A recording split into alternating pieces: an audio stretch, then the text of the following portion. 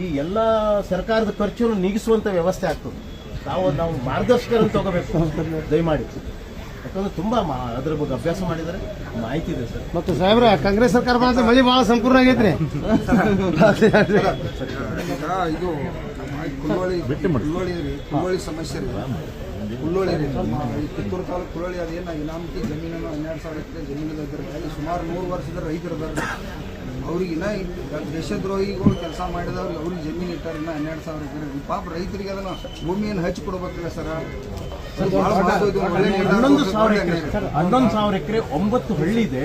ಹೆಚ್ಚು ಕಡಿಮೆ 10,000ಕ್ಕಿಂತ ರೈತರು ಕೆಲಸ ಮಾಡ್ತಿದ್ರು ಸರ್. ಸ್ವಾತಂತ್ರ್ಯ ಪೂರ್ವಕ್ಕಿಂತ ಸಂಗೊಳ್ಳಿ ರಾಯಣ್ಣವ್ರಿಗೆ ಮೋಸ ಮಾಡಿದಂಥವ್ರು ಜನ. ಮತ್ತೊಂದು ಇವನ್ ನಿಮ್ಮ ಸರ್ಕಾರದಲ್ಲಿ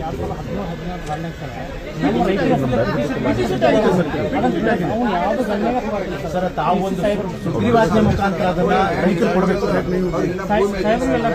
ಸುಪ್ರೀಂ ಕೋರ್ಟ್ ಒಂದು ಆದೇಶ ಆಗಿತ್ತು ಸಂಗೊಳ್ಳಿ ರಾಯಣ್ಣ ಹಿಡಿದು ಕೊಟ್ಟವ್ರಿಗೆ ಇನ್ನ ಭೂಮಿ ಐತೆ ಎಂತಾದ್ರಿ ಸರ್. ಸರ್ ಒಂದ್ ನಿಮಿಷ ಸರ್, ಅದಕ್ಕೆ ತಮ್ಮ ಸರ್ಕಾರ ಇದ್ದಕ್ಕೆ BT ಶೀಟ್ ಒಂದು ಗುಂಟೆನೂ ಇರಬಾರ್ದ್ರಿ ಅವ್ರಿಗೆ. ಅನ್ಯಾಯ ಮಾಡಿದವ್ರು ಒಂದು ಗುಂಟೆನೂ ಇರಬಾರ್ದು. ರಾಯಣ್ಣ ಹಿಡಿದು ಕೊಟ್ಟವ್ರು ಚೆನ್ನಾಗಿ ಹೇಳ್ತಾ ಇದಾರಲ್ಲ, ಇದು ಸುಪ್ರೀಂ ಕೋರ್ಟ್ ಇದ್ದಿದ್ದು ಎಲ್ಲ ತಪ್ಪು ಮಾಹಿತಿ ಮಾಡ್ತಾ ಇಲ್ಲ. ಒಂದ್ ಸರ್ ಈಗ 2 ಇದ್ರೊಳಗೆ ನಾವು ಜಮೀನಾಗ ಅದೇ ಸರ್ 9,000 acres ಲ್ಯಾಂಡ್ ಸರ್. ಅದರಲ್ಲಿ ಸುಪ್ರೀಂ ಕೋರ್ಟ್ ಇಂದ ಆಗಿರೋದು 2,850 ಎಕರೆ ಸರ್. ಇದನ್ನು ಹೊರತುಪಡಿಸಿ 4,500 ಸುಮಾರು 4,000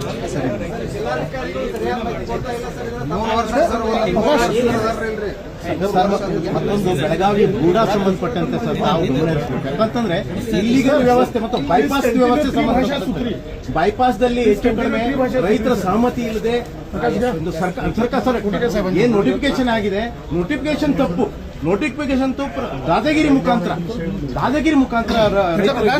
ಮಾಡ್ತಾ ಇದ್ದಾರಂತದ್ದು ಸರ್. ಮತ್ತು ಸರ್ ಕದ್ದಿದ್ರಿ ಏನಾಗೈತ್ರಿ ಈಗ 3,000 ನಾವು 7-8 ವರ್ಷ ಆತು ಇಷ್ಟ ರೊಕ್ಕ ತಗೊಂಡ್ರಿ. ಎಲ್ಲ ರೇಟ್ಗಳು ಡಬಲ್ ತ್ರಿಬಲ್ ಆಗ್ಯಾವ್ರಿ. ಅದಕ್ಕಾಗಿ FRP ಅದು ನಾವು ರೈತರಿಗೆ ಎಂದೂ ಕೂಡ ಒಪ್ಪದಂತ ಪರಿಸ್ಥಿತಿ ಇದೆ. ಎಂದೂ ಮೊದಲಿದ್ರೆ ಒಪ್ಪೇ ಇಲ್ರಿ. ಯಾಕಂದ್ರೆ ಅವ್ರು CSCP ವರದಿ ಸರ್ಕಾರಕ್ಕೆ ಸರಿಯಾಗಿ ಕೊಟ್ಟಿಲ್ಲ. ಖರ್ಚು ನಮ್ಮೆಲ್ಲ ಡಬಲ್ ತ್ರಿಬಲ್ ಖರ್ಚು ಆಗೈತಿ. 10 ವರ್ಷದಿಂದ ಕೂಡ ಈಗ ರೇಟ್ ಅಂತಂದ್ರೆ ನಮ್ಗೆ ಹೆಂಗೆ ಬದುಕಿ ಸಾಧ್ಯ. ಕಬ್ಬು ವಾರ್ಷಿಕ ಬೆಳೆ ಸರ್ 12 ತಿಂಗಳ